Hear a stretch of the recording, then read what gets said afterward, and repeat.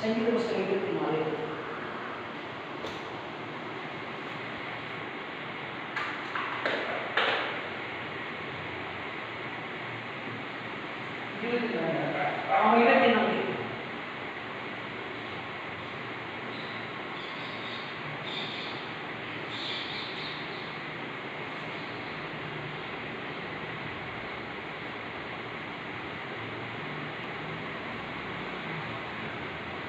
பூமியும் அதன் நிறைவும் உலகமும் அதில் உள்ள குடிகளும் கர்த்தருடையதே.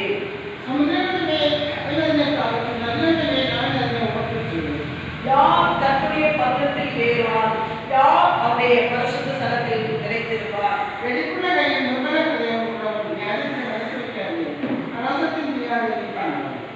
அவன் கர்த்தரால் ஆசீர்வாதத்தையும் இரட்சிப்பின் தேவனால் நீதியையும் பெறுவான்.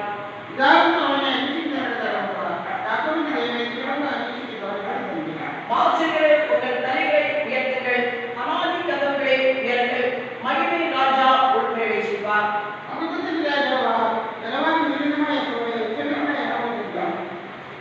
வாசல்களே உங்கள் தலைகளை உயர்த்துங்கள், அநாதி கதவுகளே உயருங்கள், மகிமை ராஜா உட்பிரவேசிப்பார். எல்லாரும் சேர்ந்து மகிமை ராஜா, அவர் சேனையை கர்த்தராமே, அவரே மகிமை ராஜா. ஹல்லேலூயா ஹல்லேலூயா ஹல்லேலூயா ஹல்லேலூயா. கர்த்தருக்கு ஸ்தோத்திரம். சங்கீதக்காரன் தாவீது எழுதின சங்கீதமாகும் இந்த சங்கீதம் பூமியின் அந்த நிறைவும் உலகமும் அதில் உள்ள குடிகளும் கர்த்தருடையது. ஹல்லேலூயா. பூமியும் அதன் நிறைவும் உலகத்தில் அதில் உள்ள குடிகளும் கர்த்தருடையது என்று சொல்லி சங்கீதக்காரன் சொல்கிறான். ஏன்னு சொன்னால் தேவன் பூமியை அஸ்திவாரப்படுத்தினது எங்கே தெரியுமா? கடலுக்கு மேலாக அஸ்திவாரப்படுத்தி அதை நதிகளுக்கு மேலாக ஸ்தாபித்தார். ஹல்லேலூயா. கடல் தண்ணிக்கு மேல பூமியை ஏசப்பா எரிச்சிருக்கிறாரு, அஸ்திவாரப்படுத்தி இருக்கிறார். அந்த நதிகளுக்கு மேலாக ஸ்தாபித்திருக்கிறார். இந்த உலகத்தில் உள்ள எல்லா இடத்திலையும் நம்ம நதிகள் பாய்கிறது. அந்த நதிகளுக்கு மேல உலகம் மூடி இருக்கிறது. அது மட்டுமில்லாமல் நம்ம உலகத்துல எல்லாருக்கும் வீட்டையும் ஒரு போர் போட வேண்டும் என்று சொன்னால் அந்த இடத்தில் தண்ணி இருக்கிறது. தேவன் அந்த தண்ணிக்கு மேலதான் பூமியை ஸ்தாபித்தார் என்று சொல்லியது மனுஷனுக்கு நம்ப முடியாது. இருந்தாலும் நம்ம தண்ணியை உள்ள ஆழத்துக்குள்ளே போர் போடும்போது அதிலே தெரியும் தண்ணி இருக்கிறது என்று சொல்லி. அப்படியே தண்ணி பூமிக்கு மேல ஸ்தாபித்து வைத்திருக்கிறார். அது உலகத்துல தேவன் சொன்ன வார்த்தையினால தண்ணிக்கு மேலே ஸ்தாபித்து வைத்திருக்கிறார் என்று சொன்னார். அது மட்டுமல்லாமல் யார் கர்த்தருடைய பர்வதத்தில் ஏறுவான்? யாருடைய பரிசுத்த ஸ்தலத்தில் நிற்பான்? கைகளில் சுத்தம் உள்ளவனும் இருதயத்தில் மாசுலாதமாய் இருந்து தன் ஆத்மாவை மாய்விட்டு ஒப்பு கொடாமலும் கவன ஆணையிடாமலும் இருக்கிறவனே. ஆத்மாவை மாய்விட்டு ஒப்பு கொடுக்க கூடாது. ஹல்லேலூயா. நம்முடைய ஆவி ஆத்மா சரீரத்தை மாயமான உலகத்துக்கு ஒப்பு கூடாது, மாயமான மனுஷனுக்கு ஒப்பு கொடுக்க கூடாது. நம்ம எல்லாம் சரீரத்தை எல்லாம் தேவனுக்கு சுத்தமா இருக்க வேண்டும். கையில் சுத்தமானவனும் இருதயத்தில் மாசில்லாதவனும் சுத்தமுள்ளவனும் மாசில்லாதவனுமாகிய இருக்கிற மூசே தேவனை ஜனங்களை அழைத்து வரும்போது அவன் மாசில்லாதவனாய் சுத்தமுள்ளவனாய் காணப்பட்டபடியினால இயேசு தெய்வம் அவனோடு கூட இருந்து இஸ்ரவேல் ஜனங்களை வழிநடத்தி கொண்டு வருது. செங்கடலை தேவன் இரண்டாக தந்தார். அப்படியே சொன்னார். அவருடைய பாவனும் அவன் சேனையும் அவனுக்கு மோசேக்கு எதிராக மோசேயை இஸ்ரவேல் ஜனங்களுக்கு எதிராக துரத்தி வரும்போது அவன் மாசில்லாதவனும் குற்றமற்றவராய் இருந்தபடினால தேவன் செங்கடலை இரண்டாக விளக்க வச்சு இரண்டாக பிரிய வச்சு இஸ்ரவேல் ஜனங்களையும் அவன் சேனைகளையும் கடக்க பண்ண பொழுது பார்வோனையும் அவன் சேனையும் அழைத்து விட்டார். ஹல்லேலூயா. பார்வோனுடைய இருதயத்திலே கவலை இருந்தது. பார்வோனுடைய இருதயத்திலே கடத்தலும் இருந்தது. பார்வோனுடைய இருதயத்திலே இஸ்ரவேல் ஜனங்களை அடிமைத்தனம் பண்ணி அவர்களுக்கு பணம் சம்பாதிக்க வேண்டும், அவர்கள் இன்னும் ஆசீர்வதிக்க கூடாது என்று சொல்லி இருந்தது.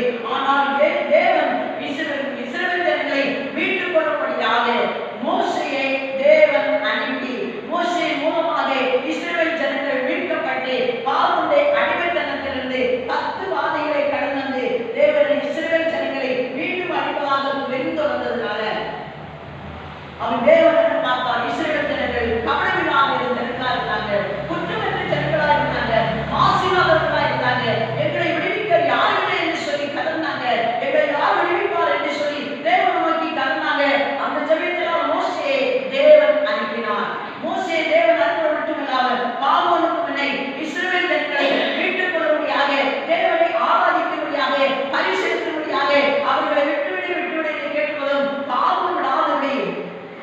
பரிசுத்தவாதிகளாய் அனுப்பினவரும் கடைசியில் அவர் கொடுத்தது தனிப்படை சங்காரம். எல்லார் மேலும் தனிப்படை சங்காரம். பெற்றோர் மேலும், பிள்ளைகள் மேலும், மாடு மேலும், மிருகத்தின் மேலும், தலைவர் மேலும் தனிப்படை சங்காரம் சங்கரிக்கப்பட்டதும் அவருடைய இருதை கண்ணப்பட்டு இஸ்ரவேல் ஜனங்களை விடவில்லை.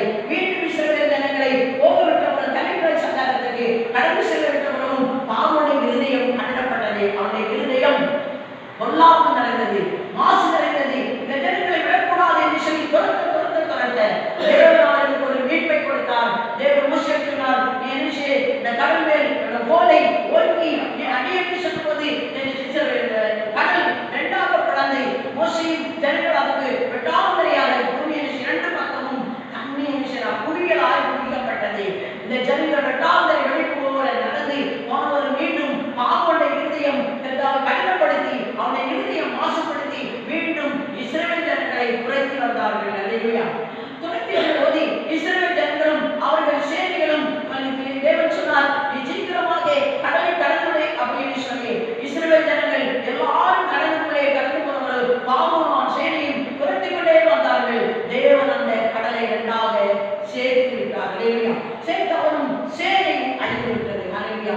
அப்படியே நமக்கு இருக்கிற கருவிகளும் வியாதிகள், போராட்டங்கள், மனுஷனுடைய சூழ்ச்சிகள், மந்திரவாதங்கள், பெருசுகள், ஏவல்கள் எது இருந்தாலும் நம்ம மாசினவர்களாய் குற்றமற்றவர்களாய் நம்முடைய குறைகள் நாம் மன்னித்து ஏசப்பாவை நாம் கடந்து சென்று தேவனே எங்கள் குறைகளை மன்னிங்க, தவறுகளை மன்னிங்க, வியாதிகளை மாற்றுங்க, பொல்லாதாவிகளை மாற்றுங்க என்று சொல்லி நாம் ஜெபிக்கும் போது தேவன் நமக்கு விடுதலை தருகிற தேவனாக இருக்கிறார். அல்லேலூயா. ஆகினால்தான் தேவனின் செல்வி இஸ்ரவேல் ஜனங்கள் சொன்னார், வாசலே உங்கள் தலைகளை உயர்த்துங்கள், அநாதி கதவுகளை உயருங்கள், மகிமை ராஜா உள் பிரவேசிப்பார் என்று சொல்லி தேவன் இஸ்ரவேல் ஜனங்களை பார்த்து மோசேயுடைய ஜனங்களை பார்த்து நீங்க உயருங்கள் உயருங்கள், அநாதி கதவுகளை உயருங்கள், மகிமை ராஜா உள் பிரவேசிப்பார். அல்லேலூயா. அப்படியே நம்ம இருதயத்துக்குள்ள நமக்குள்ளே மகிமை ராஜா உள் பிரவேசித்தார் என்று சொன்னால் சாத்தானோ பலவீனமோ அசுத்தாவியோ இருக்காது. அல்லேலூயா. பரிசுத்தாவியார் நமக்குள்ளே இருந்து வாசம் பண்ணுவார். பரிசுத்தாவியார் நமக்குள்ளே இருந்து அசைவாடுவார். பரிசுத்தாவியார் நமக்குள்ளே இருந்து நமக்கு பலவீனத்தை உடைத்து மாற்றி நமக்கு நல்ல ஆலோசனை தருகிற தேவனாய் இருப்பார். அவர் வாசினா தேவனாய் இருப்பார் என்று சொல்லலாம். வாசல்களே உங்கள் தலையுறுத்துங்கள், அநாதி கதவுகளை உயருங்கள், மகிமை ராஜா உட்பிரவேசிக்கும்படியாக நம்முடைய ஆவி ஆத்மா சரீரத்தை எல்லாம் தேவனுக்கு ஒப்புக் கொடுக்க வேண்டும். ஒப்புக் கொடுக்கும் போது தேவனுடைய சரீரத்தில் இருக்கிற வேலையை மாற்றுங்க, வியாதியை மாற்றுங்க. நான் இவ்வளவு வருஷங்களாய் வியாதி படுத்த இருக்கிறேன், இவ்வளவு நாட்களாய் வியாதியா இருக்கிறேன், இவ்வளவு நாட்களாய் ஆசீர்வாதங்களா இருக்கிறேன், இவ்வளவு நாட்களாய் பண பிரச்சனை இருக்கிறேன், இவ்வளவு நாட்களாய் பண பிரச்சனை இருக்கிறேன், என் தொழில் ஆசீர்வதிக்கப்படவில்லையே, என் வியாபாரம் ஆசீர்வதிக்கப்படவில்லையே, என் கல்வி ஆசீர்வதிக்கப்படவில்லையே, என் படிப்பு ஆசீர்வதிக்கப்படவில்லை என்று சொல்லி நாம் வேதனைப்பட்டுக் கொண்டிருக்கலாம். தேவன் மகிமை ராஜா உள் பிரவேசிக்கும்படியாக நாம் ஒப்புக் கொடுப்போம் என்று சொன்னால் உண்மையாகவே தேவன் நம்மை ஆசீர்வதிக்கிற தேவனாகவே இருக்கிறார். அல்லேலூயா. அவர் கடைசி வசனம் என்ன சொல்கிறனா, யார் இந்த மகிமை ராஜா? அவர் சேனையின் கர்த்தரானவர், அவரே மகிமை ராஜா. அல்லேலூயா. யார் இந்த மகிமை ராஜா?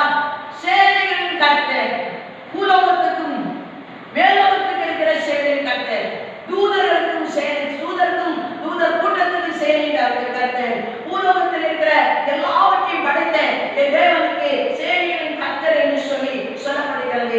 அந்த ராஜா நமக்குள்ள, நம் சரீரத்துக்குள்ள, நம் வீட்டுக்குள்ள, நம்முடைய அறைக்குள்ள கடந்து வரும்படியாக நாம் தேவனுடைய சமூகத்துல முறையிட்டு ஜெபிப்போம் என்று சொன்னால் உண்மையாகவே தேவன் நம்மை ஆசீர்வதிக்கவே ஆசீர்வதிப்பார். இனத்திலிருந்து ஆசீர்வதிப்பார், வியாதியிலிருந்து விடுதலை தருவார், பிசாசின் கட்டளையிலிருந்து விடுதலை தருவார், கடவுளை வியாபாரத்தை ஆசீர்வதிப்பார், தொழிலை ஆசீர்வதிப்பார், வேலை ஆசீர்வதிப்பார்.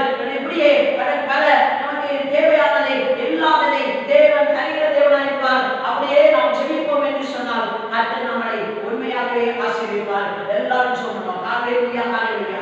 பரிசுத்தாவியானவரே, மகிமை ராஜா எங்களுக்குள்ளே பிரவேசிக்க வேண்டும், மகிமை தேவன் எங்களுக்குள்ளே பிரவேசிக்க வேண்டும், மகிமை வல்லமை எங்களுக்குள்ளே வர வேண்டும். அந்த மகிமை வல்லமை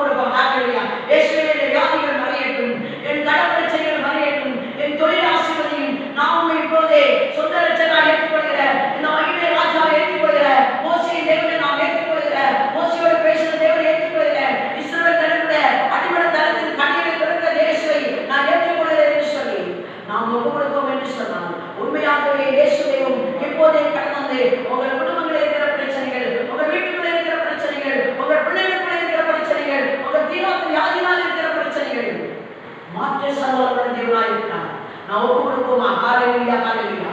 பரிசுத்த ஆவியானவரே, இந்த வேளையிலே தாயே நீர் எங்கள் மத்தியிலே பேசும். இந்த தாயே எங்கள் குடும்பத்திலே பேசும், எங்கள் பிள்ளைகள் மத்தியிலே பேசும், எங்கள் புருஷன் மத்தியிலே பேசும், இந்த தாயே எங்கள் வாலிப பிள்ளைகள் மத்தியிலே பேசும், இந்த தாயே நாங்கள் தாயே படிக்கிற ஸ்கூல் டீச்சர்ஸ் மத்தியிலே பேசும், இந்த தாயே ஸ்தோத்திரம் தாயே மாணவர் மத்தியிலே பேசும் என்று சொல்லி கேட்போம். ஹalleluya ஹalleluya. பரிசுத்த ஆவியானவரே இறங்கிட்டு தாயே ஆவியானவரே ஸ்தோத்திரம் தாயே இந்த ஜெபத்தை பார்த்து கேட்டுக்கொண்டிருக்கிற நாம் எல்லாரும் தேவனுடைய ஆசீர்வாதத்தை பெற்றுக்கொள்ள முடியாது, தேவனுடைய நன்மை பெற்றுக்கொள்ள முடியாது.